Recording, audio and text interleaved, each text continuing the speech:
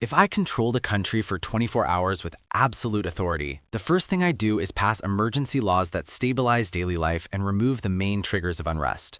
I would freeze the assets of top politicians, judges, generals, and senior bureaucrats and mandate full public wealth disclosure to instantly signal that corruption is no longer protected. Secure essential services like healthcare, water, electricity, food supply, and transport so they cannot be disrupted, while also protecting workers through fast-track arbitration courts. Impose temporary price caps on basic food, fuel, and rent while breaking monopolies and cartels that exploit crises. Enforce strict accountability on police and security forces through body cameras and rapid justification of any use of force, and protect media freedom while criminalizing only deliberate disinformation that incites violence, paired with daily, transparent public briefings. Protests would remain legal by default, and instead of blanket crackdowns, I would handle each group through targeted responses. Students would get tuition relief, paid public sector internships, and formal representation in reform committees. Workers would get immediate wage reviews, safety inspections, and binding negotiation timelines. Farmers would get debt interest freezes, guaranteed minimum prices, direct payments without middlemen, and a halt on disputed land seizures.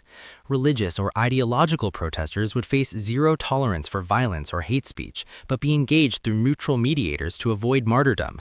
Political opposition would be allowed to march, speak, and organize with nonviolent detainees released and a clear election or referendum date announced, while violent rioters would be isolated from peaceful protesters and dealt with through precise arrests, evidence-based prosecutions, rapid courts, and imprisonment rather than collective punishment.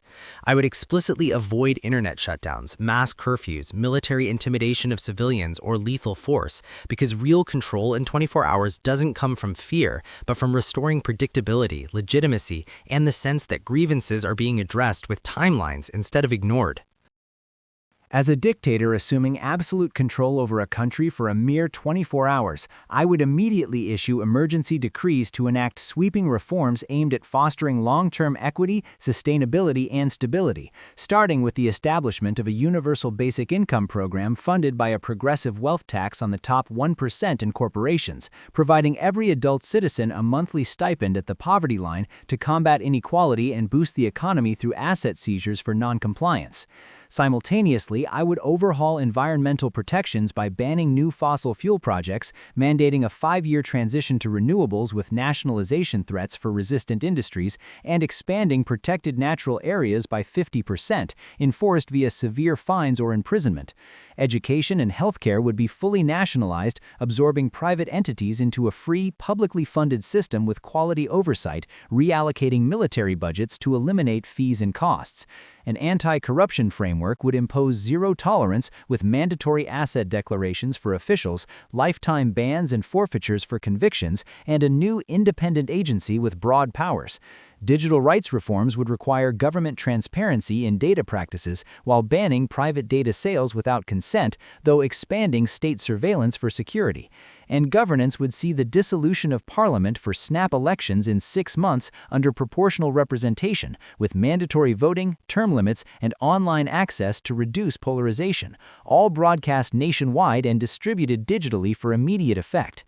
To preempt and contain inevitable protests from elites, industries, or ideologues, in public spaces I would deploy non-lethal crowd control like barriers and curfews, arresting organizers under new order laws while infiltrating groups with intelligence for targeted dissuasion. In media, major outlets would be temporarily nationalized to censor critical narratives and propagate benefits, revoking licenses for dissenting journalists but allowing controlled vents. Online, internet providers would throttle anti-regime platforms, suspend organizing accounts, and launch disinformation to fragment movements. In workplaces, strikes in key sectors like energy would be outlawed, unions co-opted or replaced with compliance bonuses and surveillance to isolate agitators. Institutions such as universities or religious groups would face temporary closures or funding cuts if they harbor protests, requiring neutrality pledges from leaders while opening dialogue for concessions. And politically, opposition activities would be banned with house arrests for insiders, forming a unity council to absorb moderates and offer amnesties for quick stand-downs, blending incentives and deterrence to de-escalate rapidly and embed these changes constitutionally beyond my brief tenure. In that single day of absolute authority, I would immediately enact a series of irreversible decrees focused on dismantling the machinery of dictatorship and laying an unshakable foundation for democratic restoration. I would establish a transparent National Restoration Council composed of pre-vetted jurists and civil society leaders to assume all power after 24 hours and oversee free elections within 90 days. Permanently constitutionalize core freedoms of speech, assembly, and press while releasing all political prisoners. Launch an internationally audited asset recovery program targeting only the most egregiously corrupt oligarchs to break kleptocratic networks. Suspend sovereign debt payments to create fiscal space and mandate the release of blocked humanitarian aid, and permanently ban environmental exploitation in protected lands. To preempt and negate protests, I would issue a blanket public order to all security forces prohibiting any use of force against peaceful assembly, making commanders personally liable for violations, while simultaneously communicating directly with civil society leaders to disclose the limited 24-hour agenda and the imminent return of all power to a legitimate body. The entire process will be broadcast in real time by newly freed media, building verifiable trust. The ultimate strategy to stop protesters is to render their mobilization unnecessary by proactively granting their foundational demands, restoring liberties, enabling justice, and setting a rapid, irreversible path to legitimate self-rule, before abdicating all power to the Restoration Council and submitting myself to its review, thus using the brief, illegitimate authority solely to create conditions where such concentrated power can never be seized again. In a theoretical 24-hour window of total control, a dictator's primary objective is the immediate destruction of horizontal communication and the legal monopolization of force. The first hour would see the decree of a national emergency, suspending the Constitution and habeas corpus to allow for indefinite detention without charge, effectively turning the judiciary into a rubber stamp for executive will. Simultaneously, an Information Sovereignty Act would be enacted, implementing a total internet kill switch and the nationalization of all broadcast media to ensure the only narrative available is one of state-sanctioned stability. To neutralize protesters, a multi-pronged strategy of surgical repression would be deployed.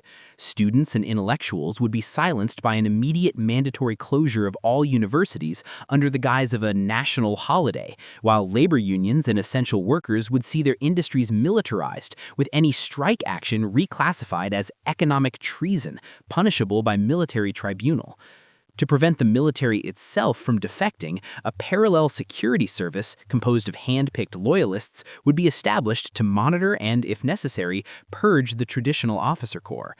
The 24-hour cycle would conclude with a financial security decree, freezing the bank accounts of all political opposition and restricting international capital transfers to prevent the elite from funding a counter-coup. By the end of this period, the state would transition from a pluralistic society to a command and control apparatus where dissent is physically impossible to coordinate and legally defined as an act of war against the nation.